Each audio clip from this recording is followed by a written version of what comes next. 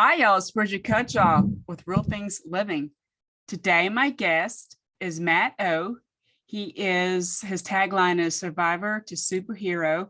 And I'm so glad we connected because he has an amazing story to share and how else he's trying to help other people. Can you say hi, Matt? Hi, thank you so much for having me, Bridget. And excited to share, my story, but more importantly, I think the lessons I learned along the way as well to your community today. So thank you. That is so true. We learn a lot from things that we go through. And I think the harder they are, the less, I shouldn't say lessons, the things that knock us down, you think you probably learn a lot more. And from my experience, I learned to focus on what was important, right? That's what from my takeaway. So Matt, can you just, I guess, tell people, the listeners, what happened to you? It's amazing, guys. Yeah, absolutely. So, staying on that topic really quick, I completely agree. I have a famous saying is, everything in life happens for you, not to you. And what it basically means is, all of us are going to go through challenging experiences in our life. We're going to have setbacks. We're going to get broken down. We're going to get beaten up. But it's not about the situation. It's about how you handle the situation. And you can either say, why is life happening to me? Making excuses, becoming the victim of the situation, letting it define you. Or you can say, how is this happening for me? And that is where you can truly learn from the experience, become a better version of yourself, but more importantly, give back to other people who may be struggling in a similar situation as you. So just remember, the more adversity you go through in life, the more opportunity you have to make a greater impact in the world and, grow as an individual as well. So, but yeah, so for me, I am a stage 3C testicular cancer survivor. I'm 29 years old. I'm from Cleveland, Ohio, and we'll go back to March 17th of 2016. So it's an important day, and we'll get around to it. But it was actually the day that I met my now fiance, Lauren. It was St. Patrick's Day, and we were just out at the bar having fun, and I met her, and next thing you know, we start talking and we start dating, and as the summer progressed, I was a personal trainer at the time, very healthy. I predicated my entire life to eating the right foods, working out, getting the right sleep, hydration. And all of a sudden I started to notice, I was 24 years old at the time, I started to notice these like minor back pains. And, as we're doing like these hikes and we're just going out and doing adventurous stuff, I couldn't do them anymore. And for me being 24 years old, I think a lot of young adults can attest to this. Like we can be stubborn at times where I didn't want to go to a doctor. I felt like, oh, maybe it's just lifting. I'll overcome it. I'll be fine. And it just kept getting worse and worse and worse. And, a few months later, I'm at the point where it's hard to almost do anything. And, one night I was over Lauren's house, which is my fiance, and I ended up puking up blood. Oh, wow. Get rushed to the emergency room. They find out that I'd lost 2/3 of the blood circulating in my body, which is equivalent to a gun wound shot. They had to immediately give me 6 bags of blood, and they thought it was an ulcer that was causing the bleeding. So I get rushed into that major surgery, and the next morning I'm waking up and I'm like, okay, I'm thinking everything's fine. I'm ready to go home. They did the surgery, whatever it was. My doctor walks in and he has this blank stare in his eyes, and it's just me and my parents at the time. Walks over to me, sits down, grabs my hand, and he goes, Matt, we have found an 11-centimeter tumor in your small intestine. We know it is cancer, but we don't know what type yet. And we have to rush you to the main campus of the Cleveland Clinic immediately, which is, thank goodness, one of the top hospitals in the world. And it was, Yes. I was at a local hospital at the time. So which is only maybe 25 minutes away. So they rushed me in an ambulance to get there. But before that, I'll kind of backtrack just kind of the emotions I was feeling during it. And, for me, when I first heard that news, I remember looking over at my parents, who were crying at the time. And for me, this young 24-year-old, male, I'm thinking I need to be strong for them. I can't share emotions. I can't, express anything. And little did I know that was actually the worst thing that could happen to me, is not expressing any of my emotions. And I want to express this to the audience here. Women are a lot better at this than men are. I will fully say this, is women are way better at expressing their emotions than guys are. And I'm not saying you guys don't ever hold things back, but for us men especially, I truly think where PTSD, anxiety, depression, all this stress or mental health issues come in our lives, the underlying issue most of the time is not being willing to open up because we're afraid that it will share our vulnerable parts of our lives, or that somebody may judge us and we may be perceived as weak. And that is the total opposite. And for me, as I got rushed to the clinic, they did a bunch of tests.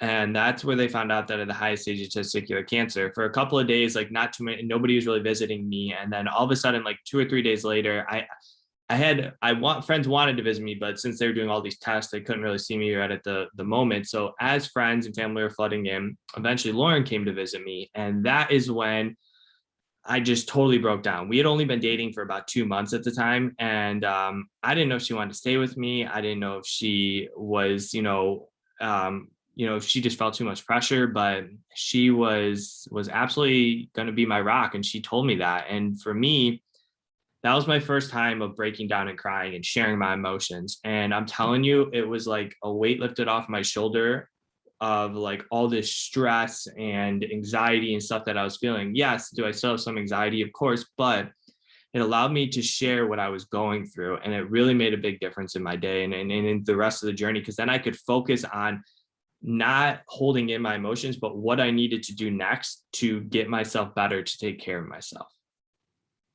Right. It's just an amazing story.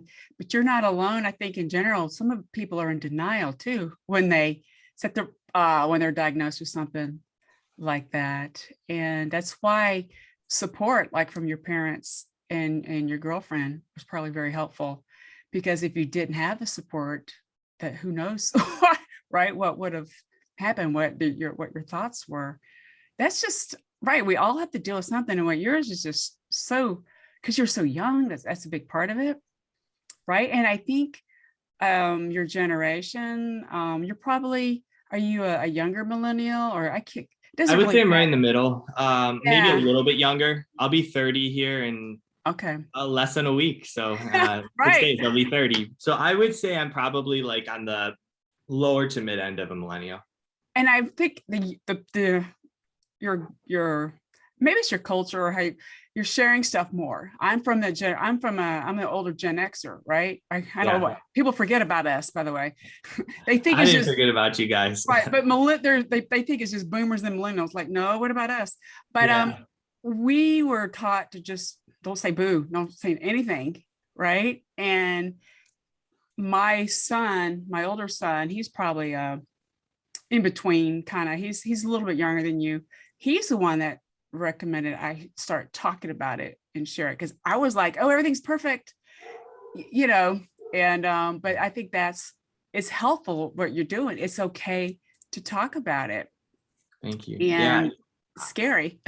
Yeah, it can be. I think I love your point there of your son saying to start kind of like having you talk about it. I think us as millennials, social media it's a bad and good thing in so many ways. Right. Like sometimes people just share their highlight reels, and then sometimes people use it for a good way to express their emotions and express their feelings. So for some people, it makes them definitely not want to share anything. And then for some reason, for maybe us younger generation, we're not as afraid anymore to kind of share what we're going through, because we are starting to see like that, it's outside of just our friends group, that other people are, going through difficult times as well. And those people, if you pay attention to the people who are true, authentic, and are willing to actually express what they're going through, it'll give you the courage to do it. Like if you ever notice this, when somebody, here's a good example. Somebody comes out like in a big sports like football or something and expresses that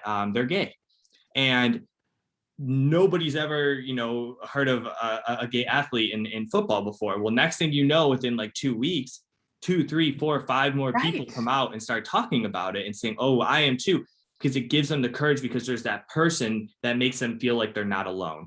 That's the problem, is a lot of people feel like they're alone in their emotions, or feel like they're alone in what they're feeling.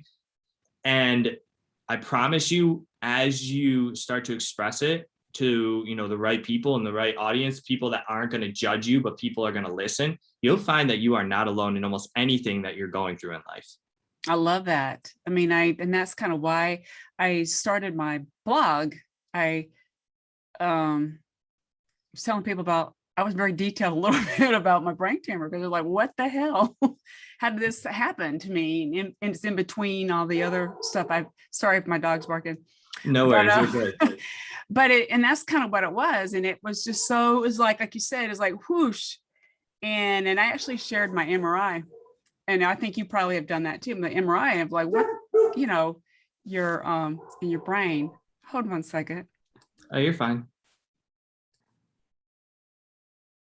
So anyway, to jump back to what you're doing, but the lesson that you're teaching everybody is, I think the main takeaway for me is it's okay to be honest.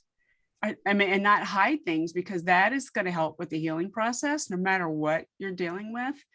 And I think you're inspiring so many people, because your situation was an extreme, situation. And it shows you've learned. To me, a resilience comes from getting knocked down pretty hard, and you were knocked down pretty hard. And so now that you're healthier, are you back into, I was just curious, when you mentioned personal trainer, are you still doing that? So I do that as part-time, and then now as a business owner, and we can get into all that, but as a business owner, I am a speaker. I'm also a coach, and I started a new venture as well. But I've been really working as an advocate for the cancer community a lot. I built a Facebook group a year ago, and we have now close to 6,000 patient survivors and caregivers in the group. And it is like a true family that when anybody is going through a difficult time, like we are just there to help and guide them. And I think, for me, it took a lot of years of recovering myself first, like rebuilding my mindset, rebuilding my own limiting beliefs, overcoming my own fears in order to eventually be able to serve others. I think there's a really good saying that in order to be selfless for others, you must first be selfish for yourself. And what that means is, if you cannot take care of your own self, if you can't take control of the things that you have been going through, how is anybody ever going to be able to relate, or you are going to make that impact you need in somebody's lives? It's like, for me, example, being a personal trainer, if I was overweight, didn't take care of my body, I ate like crap, I didn't work out, yet I'm over here trying to give health and fitness advice to somebody trying to, lose weight or gain muscle, they're never going to listen to me. So you must be selfish first in order to be selfless for others. And we can get more into that, but I truly think that, you can make a massive impact in people's lives once you learn to overcome a lot of your limiting beliefs in life. That's so true. And you're being a really good role model. And I think, what is the term, walk the walk, not just talk the talk? I think that's something that I've heard of, and I've didn't realize it's just more about what you do and not what you say. And exactly, you're a great example of that. And you just gotta, also I've learned too from my cancer and all that other stuff, is being the perspectives of listening to different people. Is just, for me, it helped me. Yeah. Because everybody's situation is different, and they didn't know what to do with me. And so they're all like, so we had to listen to different, and I'm a big advocate as well, but I am also, because of these weird things that can happen, you got to get different opinions. Maybe I shouldn't use the word opinion. No, opinion, I think is fine. Right. It's so important, because if I had listened to the first doctor, what they recommended, I knew my gut said, get the hell out of there. You got to listen to your gut. Intuition is massive in life. The greatest breakthroughs I've ever had was me following my intuition over other people's opinions that I knew that, for me being faith-based, so being a Christian, I just know God put something in my heart, and I would never be on this podcast. I would never start my business. I would have never done any of that if I didn't allow God to work through me in my life. Because when I first started off, I was getting so much questioning and potential criticism, and why aren't you just going back to your normal self, and all these things. And I think that's a huge thing for a lot of people, is if you've gone through something challenging in your life, and on the other end, feel like you have a greater purpose or path, you need to follow your heart. And yes, there's going to be ups and downs. Nothing's going to be perfect. Yes, you're going to fall a little bit, but you are going to be so proud of yourself that you went for something that was meaningful to you. And the worst thing I possibly think that could happen is at the end of our lives, we sit down and we look back and our great grandkids ask us, hey, what did you do with your life? And you look back and you regret the fact that you didn't do X, Y, and Z. And you think that, you could have done so much more with your life. That's what scares me the most. Is Right. saying I could have done more, but I let, Sally, who is, my next door neighbor's opinion, dictate my actions in life.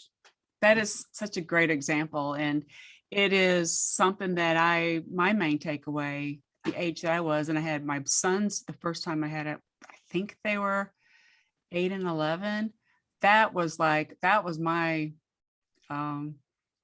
were my inspiration and motivation, but it's just, right. You just like, what the heck? And unfortunately, I was all about, from that, you got to go make a lot of money. You got to do, right. And it was probably putting unnecessary stress on me and other things that I didn't realize. Yeah. Right. Because I'm tough girl. No, you are, seriously. I would say that for anyone who's chasing money, you will never get exactly what you want. But for anybody who is chasing a purpose and has a true meaning behind it, you will have more abundance than you've ever had in your entire life or that you could ever imagine, because you aren't focused on the money. When you're focused on the money and only the money, it will never come into your life the way you want it to. You will always be chasing the next penny or the next dime, and you will never be fulfilled, and it will never just flow into your life. But when you're saying, hey, listen, I want to, money is just an exchange of value. That's all it is how much value can you provide to a marketplace or to somebody's life, and in exchange that they pay you for it, or you get some type of other value.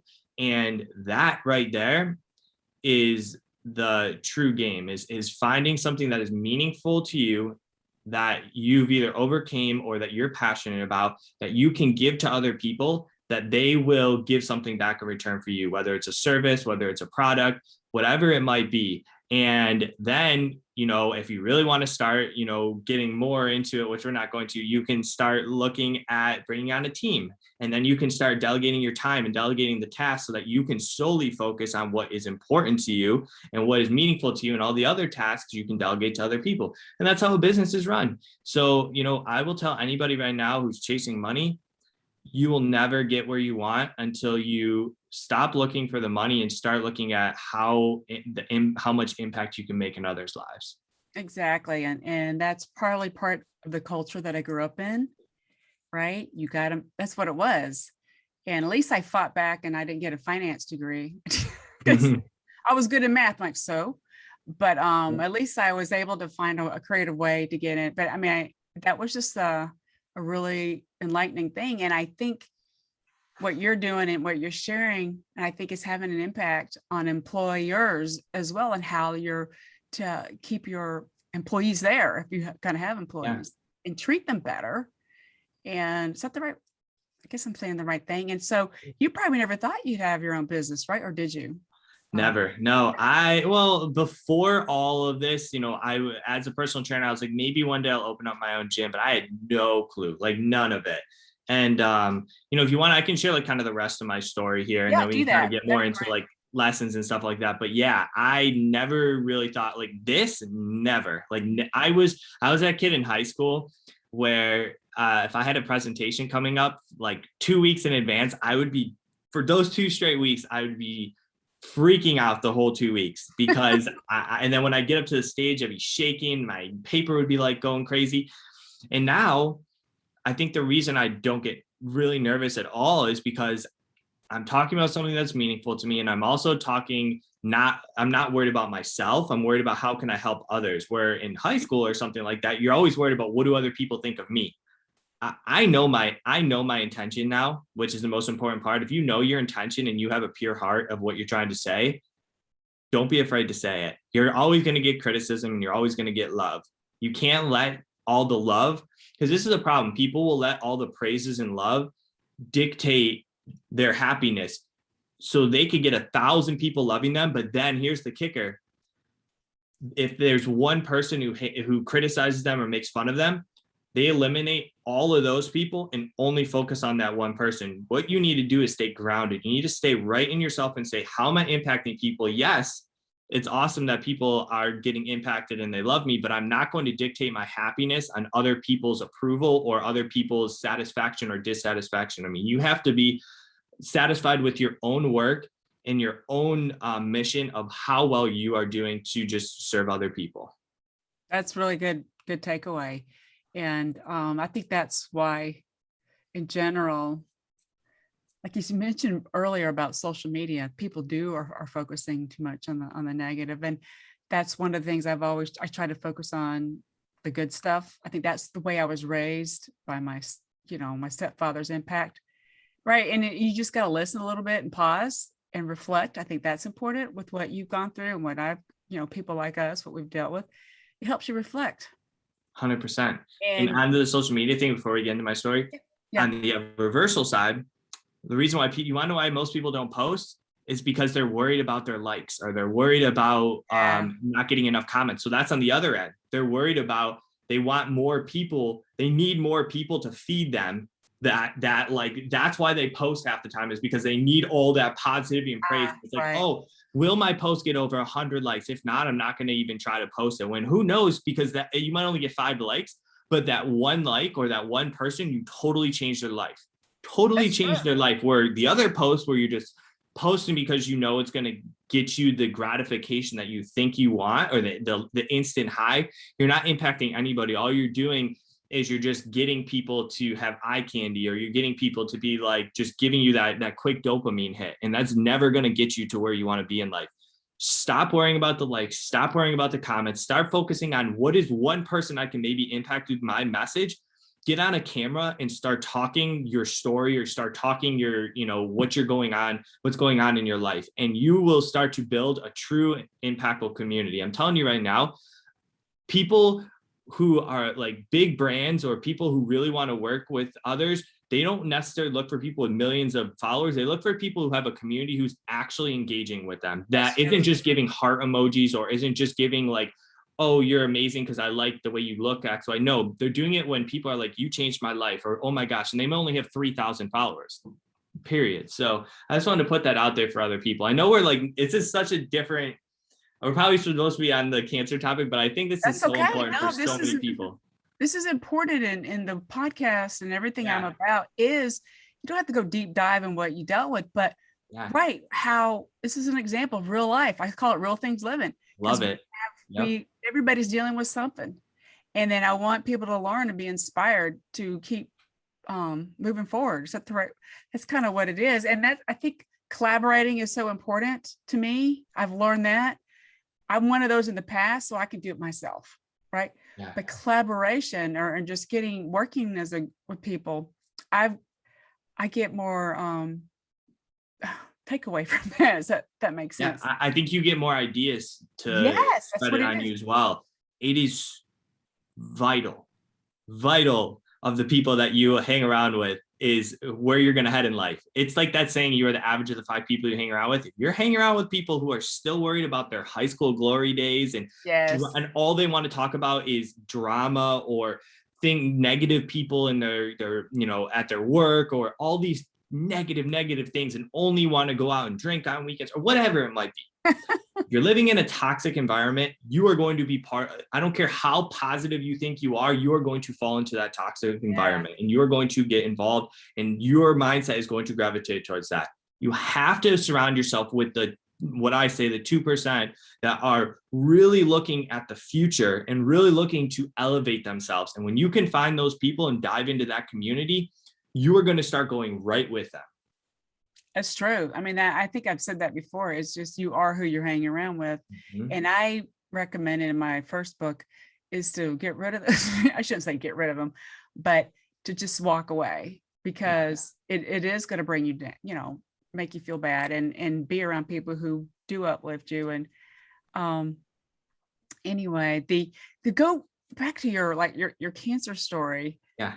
You had the surgery, and then And then there we'll talk about the lessons you got away from it. So you had to have emergency surgery, right? And Yeah, so I had the emergency surgery. They came in, they found out that I had an 11-centimeter tumor in my small intestine. They knew it was cancerous. They rushed me to the clinic. They found out after, no joke, like 30, 40, 50 tests that I had testicular cancer. It was the highest stage of testicular cancer. So a lot of people say like stage 4, but stage 3C is actually the term for like the highest stage. So what had happened was, a good indicator is you have what's called your AFP, your tumor markers. okay. And for men, you want your AFP markers to be below a 5. That means that like you're not, no cancer, everything's normal, perfect. I was over 75,000 with my tumor markers. Cancer had spread all over my body.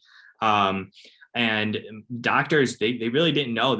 All my oncologists told me was like, listen, Matt, like, you know, testicular cancer is very curable, but you have a tough road ahead of you. And I just knew I needed to put my hard hat on, and I knew it was going to be a battle. But like we were just talking about, I knew that I wasn't going to be able to do this alone. I, number one, had to rely on my faith, and number two, had to rely on my support system, the people that would help me throughout this journey. And when it comes to your support system, especially through cancer, there's 2 different support systems. You have your loved ones who can help you through some of the emotional part, and then you have people who've actually overcame something that you've gone through as well. So I had a person who I was connected with, because the Cleveland Clinic has what's called a Fourth Angels mentorship program, where they connect you with individuals, cancer survivors who've gone through the same cancer as you, same chemotherapy, things like that. And he could literally tell me, on the days I was feeling really like crappy and I wasn't feeling good, and I was just like, with chemotherapy, anybody who knows chemotherapy, I lost my hair, crazy fatigue, started losing weight rapidly, all of these symptoms. And when I was feeling those symptoms, when I was having those rough days, he knew exactly how I was feeling. And it made me really just gain the strength to just keep persevering, keep having this resilience to keep going forward, because I knew I wasn't alone in that part of that battle. So that was really helpful. That is some, you mentioned the chemo thing. I had that the second time around, had that. I've also been, I'm a believer of like what they call integrative or functional. And I think I healed fairly quickly based on what I was eating as well. So Yeah. is that something, and some cancer centers are integrating that now. What is the, where they poke you, forgot what that's called. Like a port? Acupuncture. Oh, They're offering that. acupuncture. Oh, They're okay. offering that as well now, which the cancer, it was new at the time for me. But I was also, I'm a believer in, to me, I think it's called integrative or functional medicine. Functional medicine, yeah. So for my case, I had to go on I did, Oh, right, at I did least too. from where I was at, I didn't have a choice because it was so advanced at the time. There was no like just diet change or anything that was going to be fixing this. Oh, no, I'm just saying your diet can help you heal from the chemo. That's what I'm saying. Absolutely. Yes. Oh, I agree. I think Yeah. living a healthy lifestyle is vital. And I think for some cases, truthfully, I think for some cases of cancer, functional medicine could be a route to go. It might be. Now, I'm not saying that it is for all or any of that, because I know it's not, but I also would think like somebody who maybe has a very,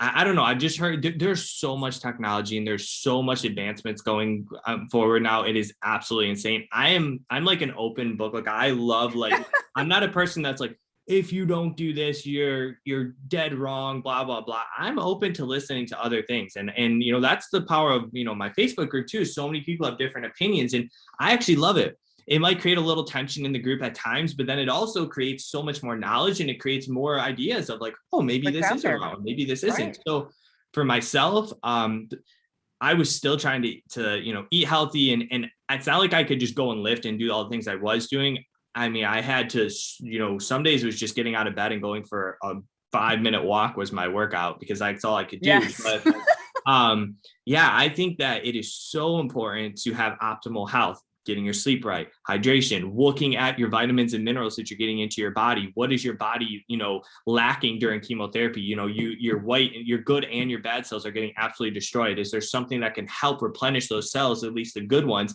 to keep fighting off those bad cells? So just so many different things. But Right. yeah. I was open to that, so that kind of stuff.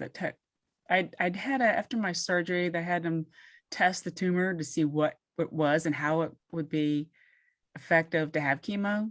I don't know, I think forgot what that test is called, genotype or oncotype or something like that. Mhm.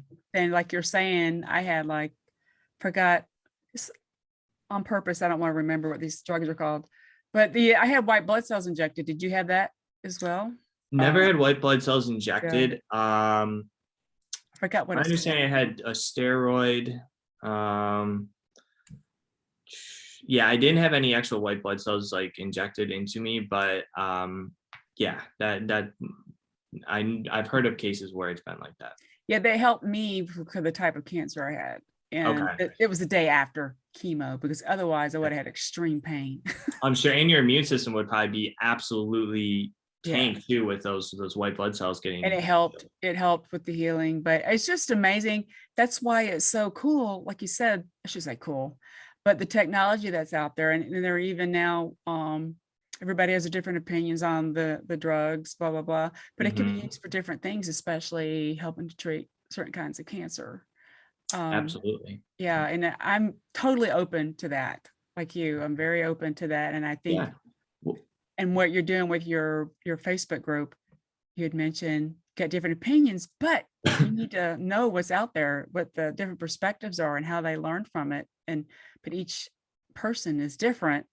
And so it mhm. depends on what kind of cancer they got or what kind of Yeah. And if someone like comes to me and is like, hey, I have stage 4 breast cancer and I just want to try and go a holistic route, I'm gonna say, hey, you probably should go to your oncologist and right. talk to them, because this isn't the group where some type of like I guess like food is just gonna It's nutrition not or whatever is gonna cure your stage 4 breast cancer. You're gonna probably need to be on some type of radiation or chemotherapy or yes. something to save your life. And my grandfather unfortunately tried to go that route, and he had a very curable prostate cancer diagnosis, and he ended up passing away 2 years later because he wouldn't go and get chemotherapy, and it's really sad. And it was extremely curable. He could have gotten it taken care of, and he thought that going a holistic route was his route, a way of doing it, and it's that's where I'm like, hey, listen, like you need to go to your doctor and listen to them and sit down. And if they say, hey, maybe there is a potential other chance, go for it. Or if your intuition, is telling you something, maybe look for another opinion or whatnot. Like, Right. the route you went through, go through some other opinions. But at the end of the day, like, you're going to have to trust somebody. It is hard choice, hard path, no matter what kind of cancer you have, because it's the word itself is scary. Mhm. Because I think part of it is in the past there wasn't good treatment for it. Does that make sense? And it progressed. Oh, And yeah. did you have, I'm just curious, for your testicular cancer, did you have any symptoms that you weren't aware of? Or I'm just Yeah, it's curious. great. A great question. So my main symptom was back pain. And I actually, with testicular cancer, the number one symptom with testicular cancer is usually in a large testicle. I did not have one. That was what made it so Ah, rare. So gotcha. me not having in a large testicle was like an underlying symptom that I never knew about. Did I maybe have some discomfort that I would have just kind of shrugged off? Potentially, I don't even remember, but I never had anything enlarged in there. So it was just a weird kind of like diagnosis when that happened. But I'm glad they caught it when they did. So Right. And that's part of it is that you went to the doctor because you're back. yeah, because if I didn't, I would not be here today. Correct. I mean, you could have pushed it off as some kind of exercise problem. You know what I mean? You just don't know. Yeah, I didn't really have a choice when I was puking up the blood. I Right, could that's barely even part of it. walk. Right, I forgot about that. Oh yeah, that is Yeah. a major red flag. Go get that checked Yeah. out. But And yeah, if you want, I can kind of go on to the next part. So this was yeah, actually, as crazy as go it to the is, next this was part. the Yeah. unfortunately the smooth part. So not smooth, but the less intense part. Next, after chemotherapy, so I was on chemotherapy for about 3 months. As I told you, lost all my hair, all that stuff. Lost about 40 pounds. After chemotherapy, I sat down with my oncologist and he basically said, Matt, we have good and bad news. Your good news is your tumor shrunk from 11 centimeters to 3 centimeters. I was like, awesome. And he goes, but the bad news is it's wrapped around what's called your inferior vena cava. Now, your inferior vena cava is basically a central vein that goes from the bottom of your upper body to your heart. Oh, And they said, we're going to have to do a 12-hour surgery with 4 different surgeons involved, and we don't know the complications that it's going to entail. So 2 weeks goes by. I get the 12-hour surgery. They had to cut me open from my left hip to my right hip.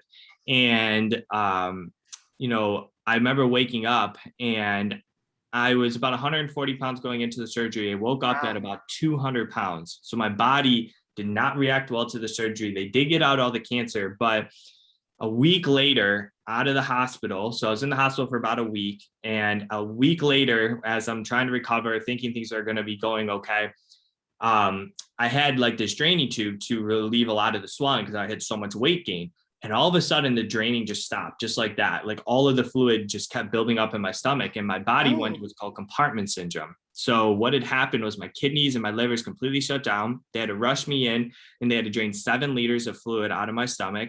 They had to put a cone inside my head to relieve potential brain swelling. And I had a catheter in my chest. I had a catheter in my neck because they thought I was going to be on dialysis the rest of my life. And I fell into a 2-week non-induced coma. Long story short, and we can go more in detail of this, but I ended up being in the ICU for over 40 days. I was in the clinic for over 53 days. A week after my 2-week coma, I went into cardiac arrest, where they had to do 8 minutes of CPR on me when they went to take out one of the catheters in my neck. And I ended up falling into another 1-week coma. I had 5 major surgeries on my stomach. The last surgery they did was called an open wound surgery, where they couldn't close my skin back up. So they had to leave a football-sized mesh over my stomach, which took a full year to heal.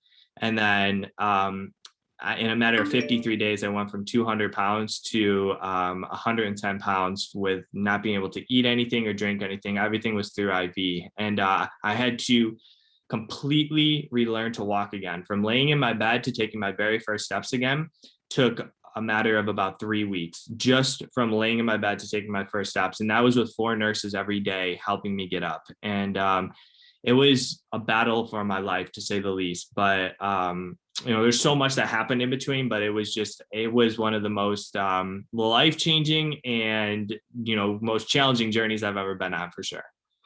Well, you're a miracle.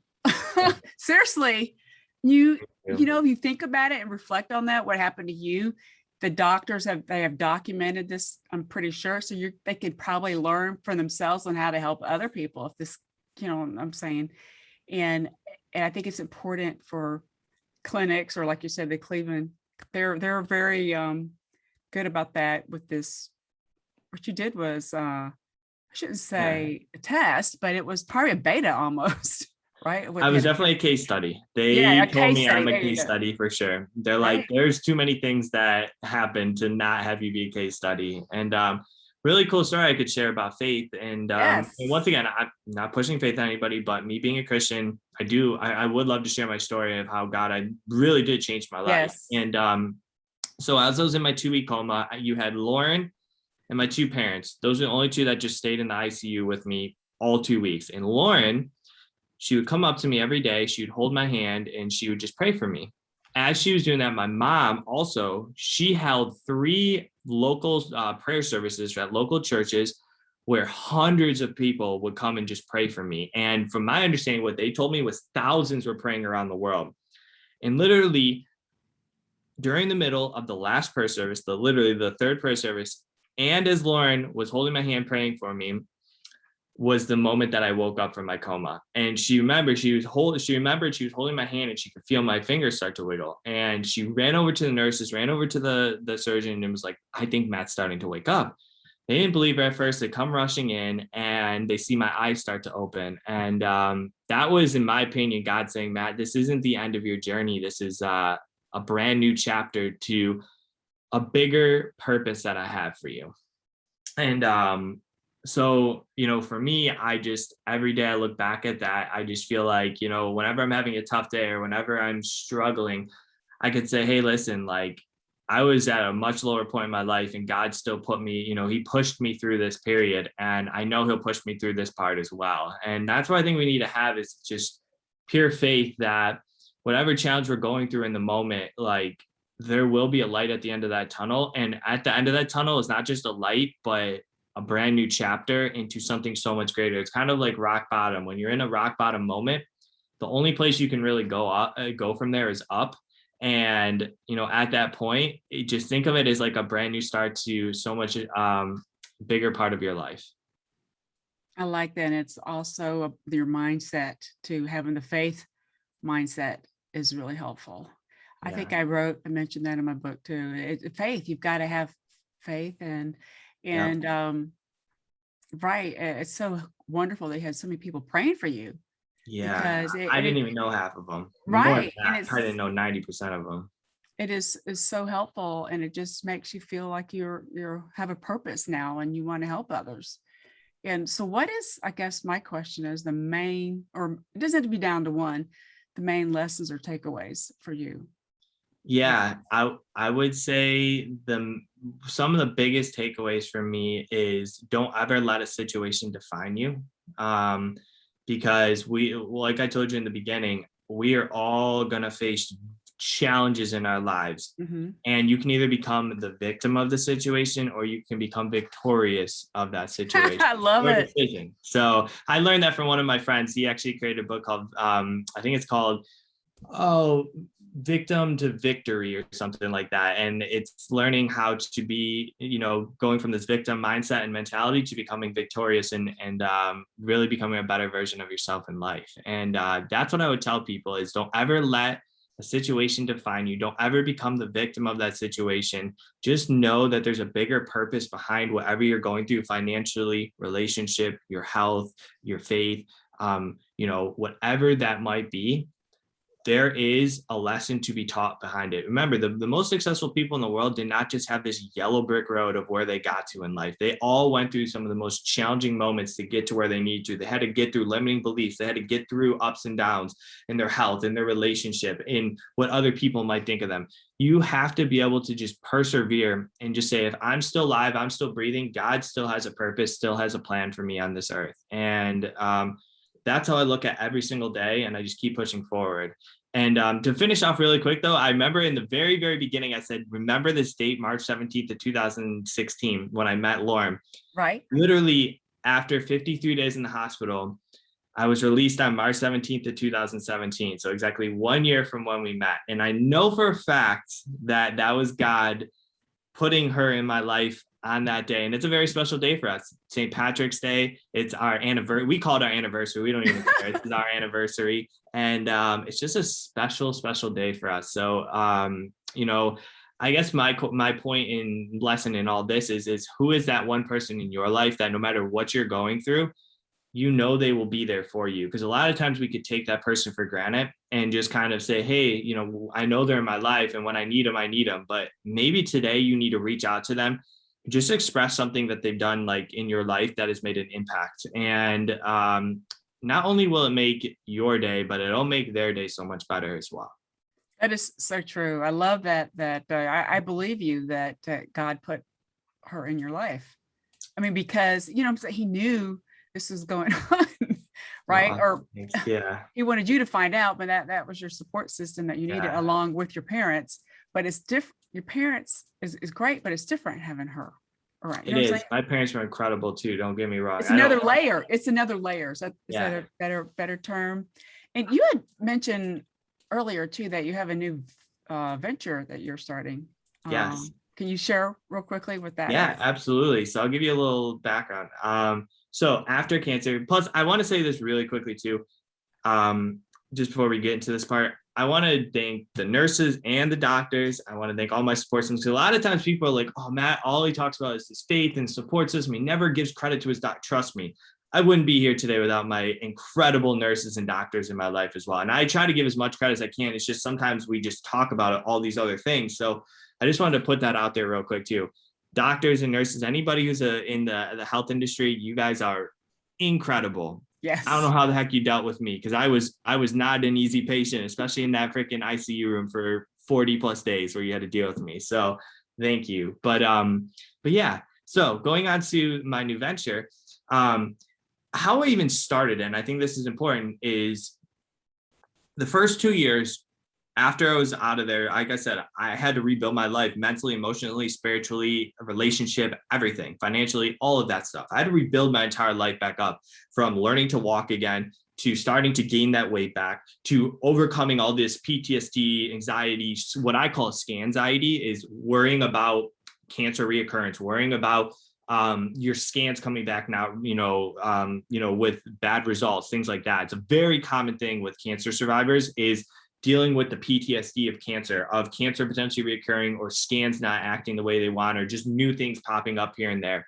So I had to deal with all of that. And after those 2 years is when I finally sat down and said, okay, what is next? And that is when God basically brought me into a community. I started to dive into, finding motivational speakers, finding people that, I gravitated towards, that I felt like, was part of my mission and part of what I felt was right in my life. And as I started diving into those communities, which was like business masterminds or different communities in Facebook groups, things like that, and I started connecting with other people, they kept asking me, oh, so why are you here? Blah, blah, blah, this. And I started sharing my story, and they're like, oh my gosh, okay, you need to either get on stage or get on podcasts, all this. So it first gave me the courage to start sharing my story more, getting myself out there more.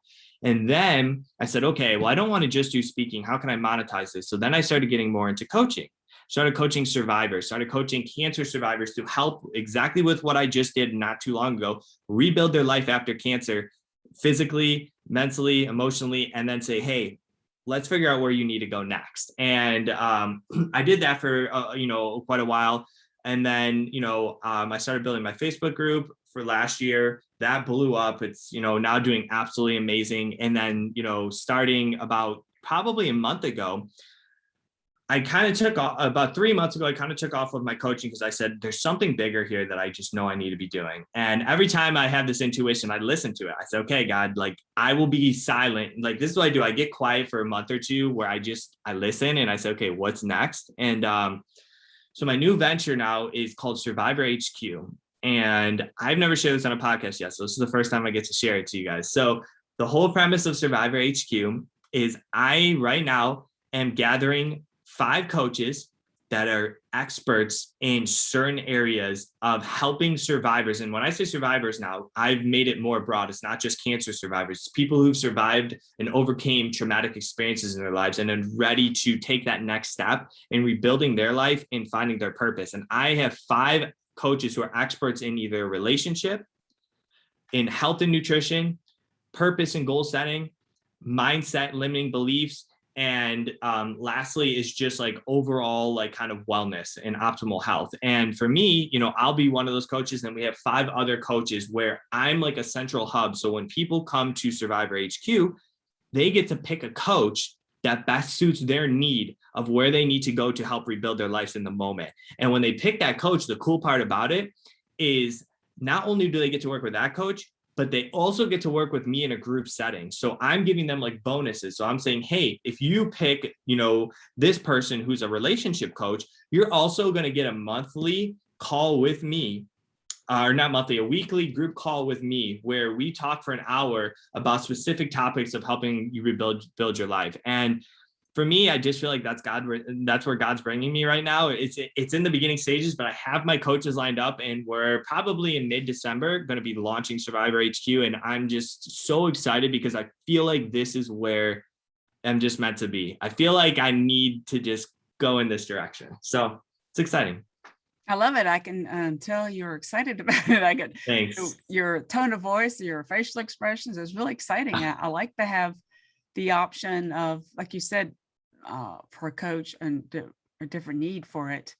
And it's just amazing how you've recovered from this and you're trying to help other people. And who knows, in a few years, your path, it might expand even more. And you just got to start a little bit at a time. I think that's rather than going too big too soon. That's how we learn from that too, as well. Yeah, this was 3 years in the making. Like, I had to go through a process, This is so awesome. And you're learning probably from your cancer group that you have what they're needing. The greatest feedback I'll ever get is through this group. Stop trying. I will tell people right now, stop trying to build something before you have any type of feedback from other people, because if you Right. just go out and try to build this massive business and you don't know if a single person will actually want to work with you or buy your product or things like that, you are wasting so much time. I say sell it before you create it. What I mean by that is you need to build a community or get some feedback from a community of what their desires, needs, or wants are, and then you can start to build from there. You can't just go in and just say, oh, I want to, because this is called perfectionism. A perfectionist is somebody trying to build a perfect website, have a perfect course, have a perfect, game plan before they even ask a single person if this is what they actually want, because it's what they want, but maybe not what your customer actually needs. Right. And I think that's how in marketing in general and sales are pivoting, is because you got to know now, what do people want? What do they need? Right. It's really a big part of it, and not just pushing things. And I think that's kind of why back in the day, marketing and sales came across as cheesy, because they were said the right. Yeah. And now It was a script back then. What did they need? What do they want? And then you build it around that. I really love that, that comment there. So based on that, that's a great takeaway. Where is the best place for them to learn more about you or to reach out to you if they want to connect with you? Can you share that? So I'm in the process of, you can still check out my website. It's called mattodespeaks.com. So the cool part about that is I have all my social media stuff there too. So MattOde speaks.com. I'll be changing in the next month or two. I'll be changing that website up a lot just to kind of fit my Survivor HQ into it and stuff like that. But if you just go to that website, you can check out all of my social media platforms. Now, if you want to join, if you are a cancer patient, survivor, or caregiver, definitely check out my Facebook group. And it's called Cancer Patient/Survivor, Taking Back Your Life from Cancer. And you can either just find me and friend request me on Facebook and say, hey, Matt, I saw you, I saw you on Bridget's podcast. Or you could say, just, hey, I'm looking to join your group and I'll get you in. That's awesome. And for those that are listening, in the summary, I'll have the links in there too, just in case, because you never know. Thank you again, Matt. Your story is so inspiring. You are a miracle. And it's so positive. You got me all happy. I like to. No, you got me happy. I think cancer survivors love talking to each other, right? And then that's what it is. It's because we're like, hell yeah, we're still here. Sorry. We are, seriously. I think we can relate on just a different level. A different level. That's true. Thank you so much, Matt. And thank you, guys. Cool. Thank you for having me. Thanks for listening, everybody.